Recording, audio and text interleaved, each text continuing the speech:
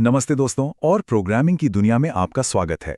आज हम एक बहुत ही बुनियादी से सवाल को समझने वाले हैं। सवाल ये है कि आखिर एक सिंपल सी टेक्स्ट फाइल एक चलने वाले प्रोग्राम में बदल कैसे जाती है। तो चलिए सी प्रोग्राम के इस पूरे सफर को शुरू से आखिर तक देखते हैं और समझते हैं। और पता है, यही वो सवाल है जो इस पूरे सफर की नींव है। सोचिए जरा, एक तरफ हैं हमारे लिखे हुए इंस्ट्रक्शंस हमारी भाषा में, और दूसरी तरफ है मशीन जिसे सिर्फ 0 और 1 की भाषा आती है। तो इन दोनों के बीच का वो पुल, वो ब्रिज बनता कैसे है? चलिए आज इसी रहस्य से पर्दा उठाते हैं। तो इस सफर में हम क्या-क्या देखने वाले हैं? सबसे पहले हम जानेंगे कि सी आई कहां से, फिर देखेंगे कि इसमें ऐसा क्या खास है।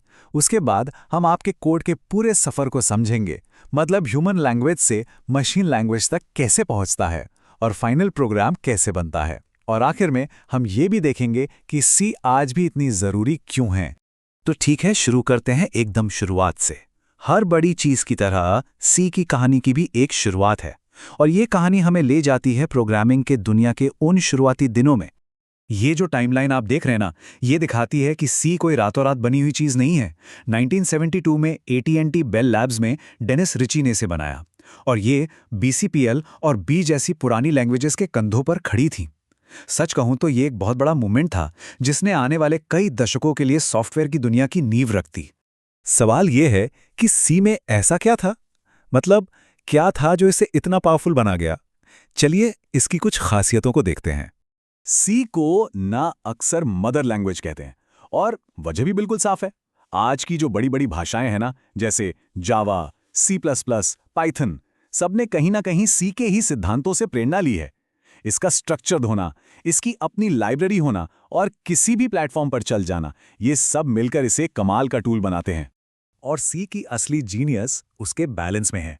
ये एक मिडिल लेवल लैंग्वेज है, मतलब एक तरफ तो ये हाई लेवल लैंग्वेजेस की तरह पढ़ने लिखने में आसान है, और दूसरी तरफ ये लो लेवल लैंग्वेजेस की तरह आपको हार्डवेयर पर पूरा कंट्रोल देती है, मतलब बेस्ट ऑफ बोथ वर्ल्ड्स। और यही कॉम्बिनेशन इसे इतना खास बनाता है।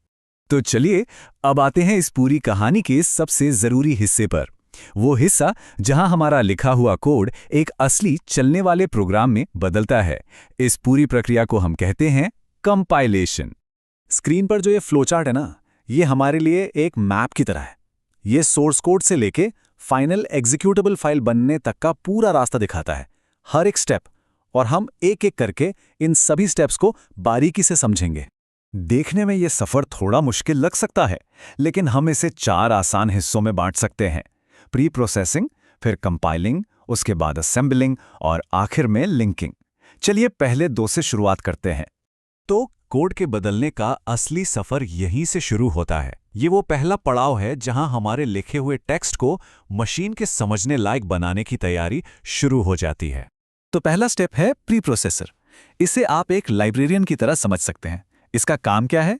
ये आपके कोड को देखता है, उसमें जो भी हेडर फाइल्स आपने शामिल की हैं उन्हें लाता है, आपके लिखे हुए कमेंट्स को हटाता है और कोड को एक्सपैंड करके फैलाकर एक नई फाइल बना देता है।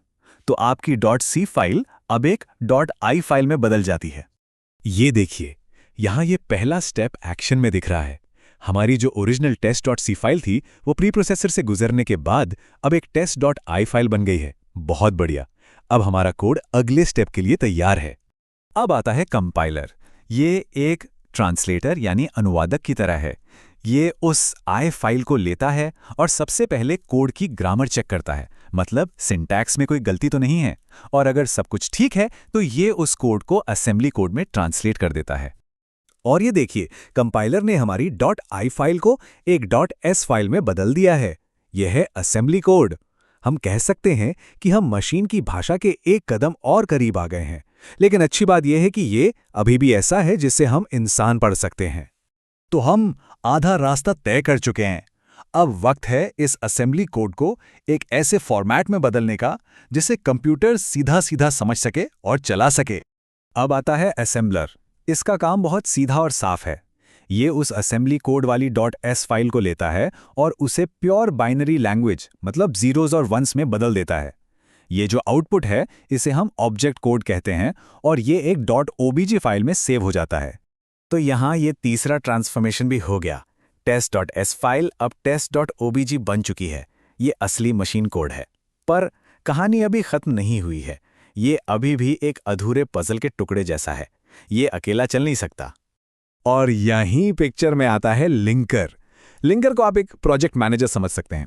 ये क्या करता है, ये आपकी .obj फाइल को लेता है और आपके प्रोग्राम में इस्तेमाल हुई दूसरी लाइब्रेरियों के ऑब्जेक्ट कोड को भी लाता है, जैसे मान लीजिए printf फंक्शन, और फिर इन सारे टुकड़ों को एक साथ जोड़कर एक final ready to run program बनाता है, हमारी .exe फाइल।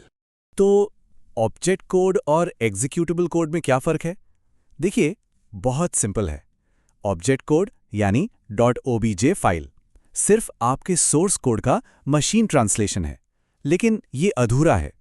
वहीं एग्जीक्यूटेबल कोड यानी .exe फाइल वो फाइनल प्रोडक्ट है, जिसमें सब कुछ, सारी लाइब्रेरीज जुड़ी हुई हैं और ये चलने के लिए बिल्कुल तैयार है। तो देखा आपने, ये पूरी प्रोसेस हमें दिखाती है कि सी कितनी फंडामेंटल, कितनी बुनियादी चीज़ है। लेकिन इसकी कहानी यहाँ ख़त्म नहीं होती। इसकी जो विरासत है वो आज भी जिंदा है। तो इस सब से हमें क्या सीखना चाहिए? 3 खास बातें। पहली, सी मदर लैंग्वेज है और इसका असर बहुत गहरा है।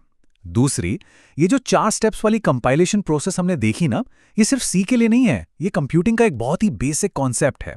और तीसरी और सबसे ज़रूरी बात, सी आज भी हमारे आसपास है। एंड्रॉयड ओएस से लेकर बड़े बड़े सिस्टम्स तक ये आज भी रीढ़ की हड्डी है। और पता है, सी के बनाने वाले डेनिस रिची ने खुद इसके बारे में क्या कहा था? उन्होंने कहा, she is quirky, flawed and an enormous success. मतलब ये थोड़ी अजीब है, इसमें कमियां हैं, पर एक बहुत बड़ी सफलता है। और ये बात कितनी सच है। अपनी कमियों के बाद भी सी ने हमारी डिजिटल दुनिया को वो शक्ल दी है जो शायद ही किसी और भाषा ने दी हो। तो चलिए आखिर में एक सवाल छोड़ जाते हैं। सी ने हमारी आज की डिजिटल दुनिया की नींव रखी। सोचने वाली बात यह है कि भविष्य की वो कौन सी भाषा होगी जो आने वाली पीढ़ी की टेक्नोलॉजी की नींव रखेगी।